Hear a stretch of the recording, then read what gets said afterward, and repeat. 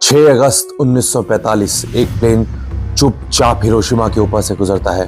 लोग ऑफिस जा रहे हैं, बच्चे स्कूल में खेल रहे हैं और फिर वक्त जैसे रुक जाता है। एक तेज चमक और एक ही सेकंड के अंदर 80,000 लोग गायब। ये कहानी नहीं है, ये जंग भी नहीं है, ये कयामत थी।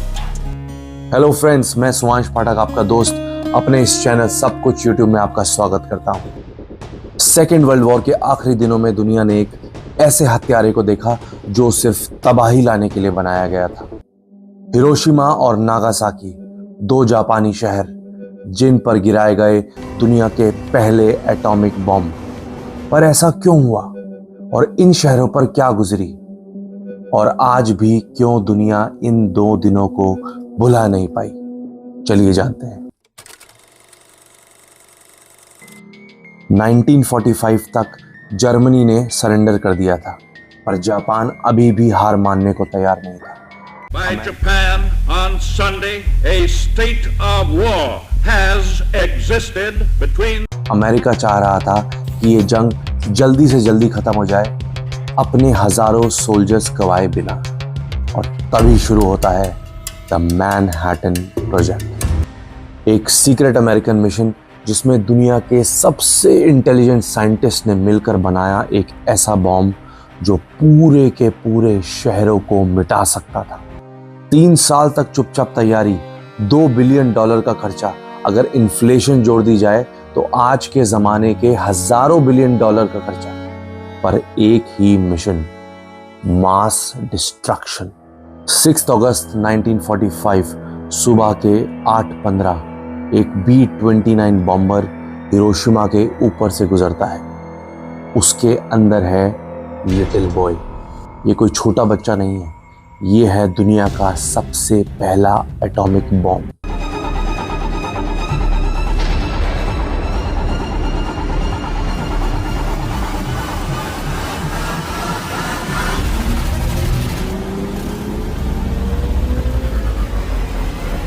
बॉम्ब हवा में 600 मीटर ऊपर फट जाता है और निकलता है एक नया सूरज, या फिर कहें सूरज से भी ज्यादा गर्म। एक पल में 80,000 लोग जल के गायब हो जाते हैं। दीवारों पर सिर्फ इंसानों के साए रह जाते हैं, असली लोग गायब हो जाते हैं। कंक्रीट, मेटल सब पिघलने लगता है, इंसानों का रंग उड़ जाता है, और जिन्हें मौत नहीं मिली उनकी जिंदगी मौत से भी ज्यादा बदतर हो जाती है। पर जापान अभी भी सरेंडर नहीं करता। 9 अगस्त, सिर्फ 3 दिन बाद, एक और बॉम्ब जिसका नाम था फैट मैन, इस बार नागासाकी के ऊपर गिराया जाता है और 75,000 लोग कुछ ही सेकंड में खत्म। और सच तो यह है कि नागासाकी कभी टारगेट था ही नहीं, ये एक लास्ट मिनट डिसीजन था, एक बदला हुआ रास्ता और हजारों जिंदगियां तबाह।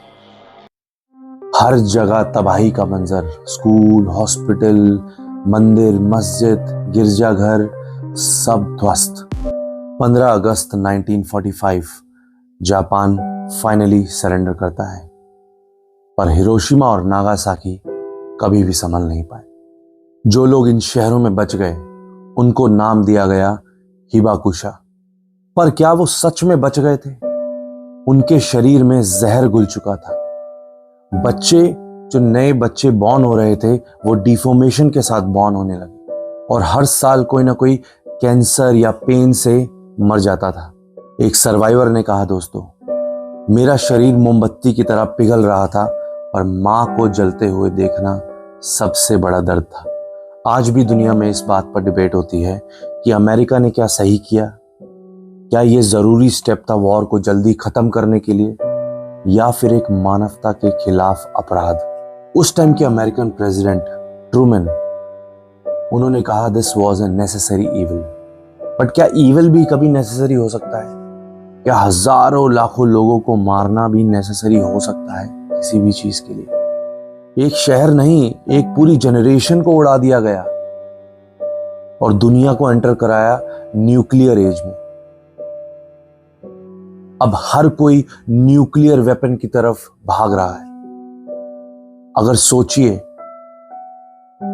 फिर से ऐसा कोई अटैक किसी भी देश पे हो जाए, चाहे वो हमारा देश हो या फिर कोई और देश, कितनी तबाही मचेगी। वो तो उस टाइम के न्यूक्लियर बॉम्ब थे जो अभी बनाए ही गए थे, उनकी पावर और आज के न्यूक्लियर बम की पावर में हजारों गुना का फर्क है। तो डिस्ट्रक्शन का लेवल 1000 गुना ज्यादा होगा। पर कमाल की बात तो यह है दोस्तों कि इस सब डिस्ट्रक्शन के बाद भी जापान अपने इन 2 शहरों को कैसे नरिश करता है, कैसे इन 2 शहरों को ऊपर लेके आता है। अगर आप जाके देखें हिरोशिमा और नागासाकी में, आपको लगेगा ही नहीं कि ऐसा भी कभी इस शहर पे हुआ था। 2 एटॉमिक बॉम्ब इन 2 शहरों ने झेले हैं। आज हिरोशिमा और नागासाकी शांति के प्रतीक हैं, पर हर नई बिल्डिंग के नीचे हजारों लोगों की चीखें छुपी है।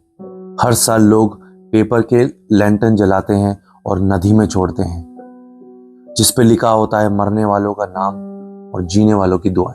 ये बदला नहीं है, ये याद है, ये शांति के लिए एक फरियाद है। क्योंकि अगर हम लोग उन 2 दिनों को भूल गए तो एक बार फिर हमें ऐसा मंजर देखने को मिल सकता है जैसे हालात आज के चल रहे हैं।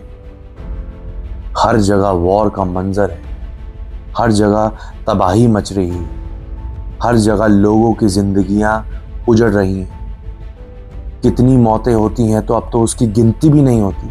और आज किसी एक देश के पास न्यूक्लियर बॉम्ब नहीं है जो सुप्रीम बन जाए, जो अपने एटॉमिक पावर से दुनिया को डरा धमका सके। आज कई देशों के पास न्यूक्लियर बॉम्ब की ताकत है। तो सोच के देखिए दोस्तों कि अगर ये देश न्यूक्लियर वॉर में एंटर करते हैं तो तबाही का मंजर कुछ अलग ही होगा।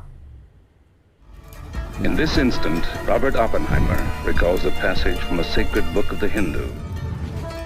Now I am become death, the destroyer. तो इसलिए दोस्तों कभी मत भूलिए वो 2 दिन और याद दिलाते रहिए अपने आसपास सबको कि वॉर कभी भी किसी का भला नहीं कर सकती और कोई भी नहीं विनर है इसमें। लोगों की, ह्यूमैनिटी की हार है इसमें। अगर ये वीडियो आपके दिल को छू गई तो इसे शेयर कीजिए, ज्यादा से ज्यादा लोगों तक पहुंचाइए और सबको बताइए कि वॉर किसी भी चीज का सॉल्यूशन नहीं हो सकता।